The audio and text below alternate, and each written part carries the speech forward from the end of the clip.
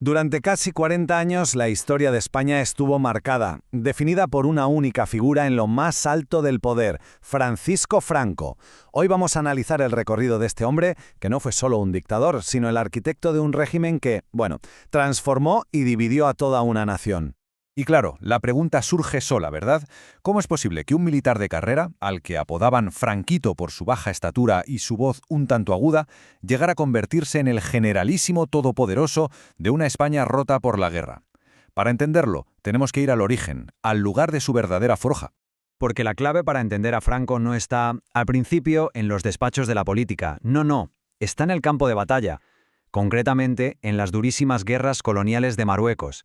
Es aquí donde se moldea su carácter. Franco formó parte de los llamados africanistas, un grupo que compartía una mentalidad muy concreta, forjada en África. Pensaban en términos de guerra implacable, de jerarquía férrea y, sobre todo, sentían un profundo desprecio por lo que veían como la inestabilidad y los politiqueos de la península. Esa experiencia fue, literalmente, su forja. Y esa forja le trajo sus recompensas, desde luego. Su ascenso fue meteórico. En poco más de una década, la cronología lo deja clarísimo, pasó de ser un oficial más en Marruecos a convertirse en el general más joven de toda Europa desde los tiempos de Napoleón. Este ascenso le dio un prestigio y una autoridad indiscutibles dentro del ejército. Y con ese prestigio llegó su momento. Cuando el golpe de Estado de 1936 fracasa y se convierte en una guerra civil total, Franco ve su oportunidad. El conflicto se va a convertir en su trampolín personal hacia el poder absoluto. Pero a ver, ¿cómo lo consiguió exactamente? Su estrategia fue, triple. Por un lado, unificó bajo su mando único a grupos que en el fondo se odiaban entre sí. Además, y esto fue decisivo, consiguió el apoyo militar de Hitler y Mussolini y finalmente fue muy hábil al enmarcar la guerra no como un conflicto político, sino como una cruzada religiosa. Mientras sus posibles rivales en el bando nacional iban muriendo en combate o eran apartados, él se consolidaba paso a paso como el jefe indiscutible. Tras la victoria en 1939, empieza una nueva etapa. Una noche larguísima que para muchos españoles duraría décadas. Entramos en lo que se conoce como los años de hierro. La posguerra nos muestra dos realidades completamente opuestas. Al principio, con sus aliados del eje derrotados en la Segunda Guerra Mundial, España se convierte en una especie de paria internacional. Es una época de hambre, de autarquía. Pero la Guerra Fría lo cambió absolutamente todo. De repente, su anticomunismo radical lo convirtió en un aliado útil para Estados Unidos.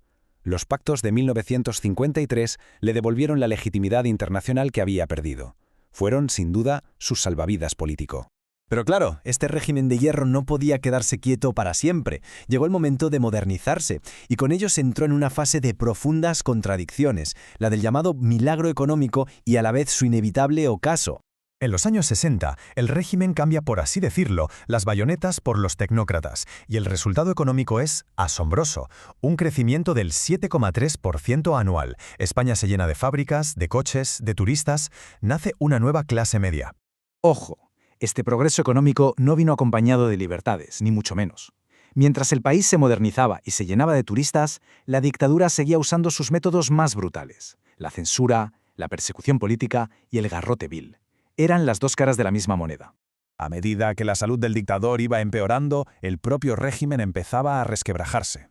El golpe de gracia llegó en 1973, el asesinato a manos de ETA de su sucesor designado, Carrero Blanco. Aquel atentado dejó a un Franco ya muy anciano y enfermo, como se dijo en su momento, solo en su laberinto.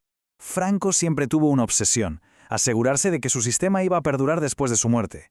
Su famosa frase era que lo dejaría todo atado y bien atado. Pero la pregunta es, ¿realmente lo consiguió? Pues al final su plan fracasó estrepitosamente. La muerte de Carrero Blanco fue el primer golpe. Después, su propia muerte en 1975 dejó el camino libre. Y aquí viene lo más irónico de todo. El mismo sistema que él había creado para perpetuarse fue precisamente el que se utilizó para desmantelarlo y abrir paso a la democracia. Franco intentó detener el tiempo, controlar el futuro, pero la historia, como el agua, siempre encuentra su propio cauce. Su legado es tan complejo que a día de hoy sigue siendo objeto de un debate intensísimo. Lo vemos con la exhumación de sus restos, con la memoria de sus víctimas, y este nos deja con una pregunta final. ¿Puede realmente la voluntad de un solo hombre imponerse para siempre al destino de todo un país?